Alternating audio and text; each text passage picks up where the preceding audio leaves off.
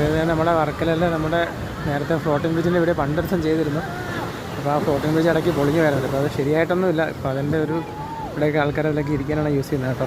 സാധാരണ അവിടെ മിക്കവാറും ആൾക്കാരൊക്കെ വന്ന് റെസ്റ്റ് എടുക്കാൻ വേണ്ടിയാണ് നമ്മുടെ ഫ്ലോട്ടിംഗ് ബ്രിഡ്ജിൻ്റെ ഓരോ സംഭവങ്ങൾ യൂസ് ചെയ്യുന്നത്. ഇരിക്കുന്നത് നമ്മൾ അന്ന് വന്നപ്പം ഫ്ലോട്ടിംഗ് ബ്രിഡ്ജിൽ കയറിയതാണ് ഈ ഒരു സംഭവമാണ് കേട്ടോ. അതെല്ലാം ഇവിടെ ഇളക്കി സൈഡിലൊക്കെ ഇട്ടേക്കുവാണ്. പക്ഷേ ഫ്ലോട്ടിംഗ് ബ്രിഡ്ജ് ശരിക്കും നല്ലൊരു എക്സ്പീരിയൻസ് ഉണ്ടായിരുന്നു. നമ്മൾ ലൈഫിൽ ഒരിക്കലെങ്കിൽ ഒന്ന് എക്സ്പീരിയൻസ് സംഭവം തന്നെയായിരുന്നു ഫ്ലോട്ടിംഗ് ബ്രിഡ്ജ്.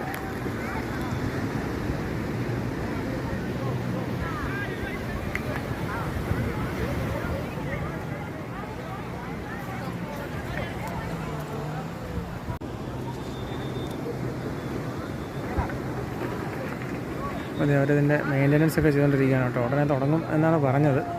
അപ്പോൾ അതിൻ്റെ മെയിൻ്റനൻസും കാര്യങ്ങളൊക്കെ ചെയ്തുകൊണ്ടിരിക്കുകയാണ്.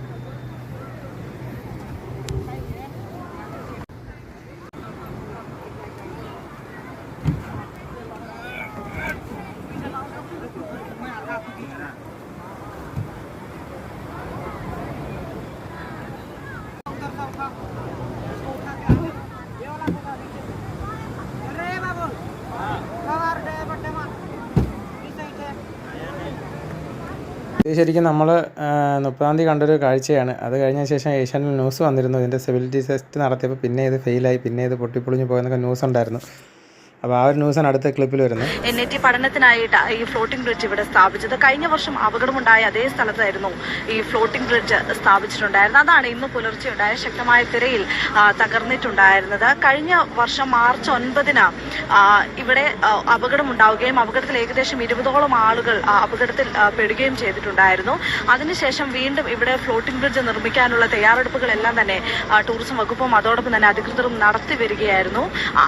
ഇനി ഇതെല്ലാം ക്ലിയർ എല്ലാം പുതിയതായിട്ട് തുടങ്ങിയാലും ഇപ്പോൾ എല്ലാവർക്കും ന്യൂസും കാര്യങ്ങളൊക്കെ കാണുമ്പോൾ എല്ലാവർക്കും ചെറിയൊരു പേടിയാണ്. എനിക്കിപ്പോൾ ചെറിയൊരു പേടിയുണ്ട് കേട്ടോ. ആദ്യം ഇപ്പോൾ നല്ലൊരു ധൈര്യം, നല്ലൊരു എക്സ്പീരിയൻസ് തന്നെ ആയിരുന്നു. അപ്പോൾ എന്തായാലും നമുക്ക് നോക്കാം വഴിയിൽ ഇതെന്താവും, മുൻപിലോട്ട് പോകുമ്പോൾ എന്താവും എന്നുള്ള കാഴ്ച നമുക്ക് കാണാം.